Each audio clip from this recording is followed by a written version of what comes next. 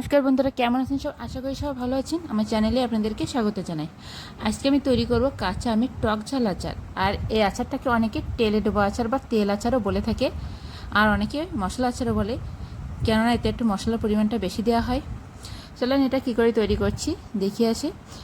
এখানে আমি কিছু কাঁচা আম নিয়েছি, গাছ থেকে সদ্য পেড়ে নিয়েছি, কেননা এই আমগুলো পাকার মতো হয়ে গিয়েছে।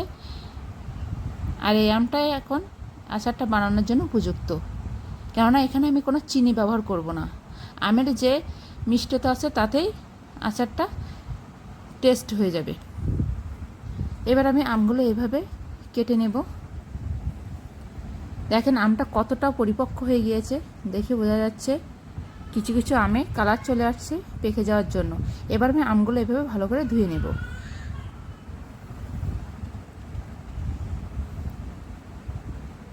ধুয়ে নেওয়া হয়ে গিয়েছে। আর এখানে আমি আচারটা বানানোর জন্য যে মশলাটা ব্যবহার করব সেটা হচ্ছে এই শুকনো লঙ্কা, আস্ত জিরা, আস্ত গোলমরিচ, ধনিয়া আর পাঁচফোড়ন।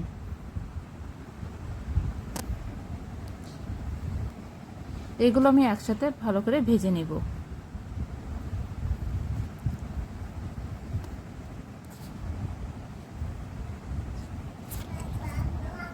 তারপর আমি মশলাটা গুঁড়া করে নেব।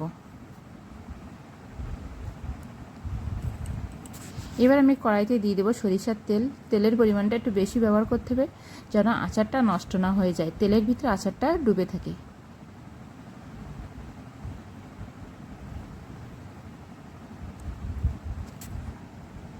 তেল গরম হয়ে গিয়েছে। এবার আমি সেই গুঁড়ো করে রাখা মশলা দিয়ে দেব।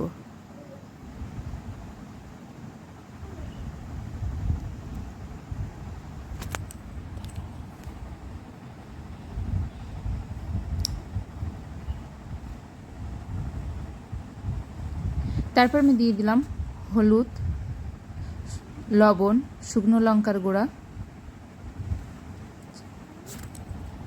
তারপরে আমি এগুলো এভাবে ভালো করে তেলে মিশিয়ে নেব। ফুটন্ত তেলে এটা যখন আমি নাড়তে থাকবো তখন কিন্তু একটা ভালো কালার চলে আসবে। এ পর্যায়ে আমি আমগুলো দিয়ে দেব।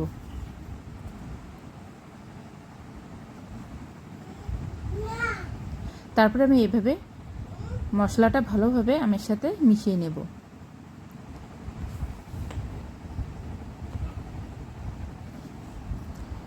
তারপরে আমি এভাবে একটা ঢাকনা দিয়ে ঢেকে দেব। তারপরে 5-10 মিনিট জাল দেওয়ার পরে আমটা সিদ্ধ হয়ে আসবে। আর আস্তে আস্তে নাড়তে থাকবো যেন তলাটা লেগে না যায়। পোড়া লেগে গেলে কিন্তু আচারের স্বাদটা থাকে না। আচারটা দেখেন কিছুক্ষণ পরে কত সুন্দর কালার চলে আসছে।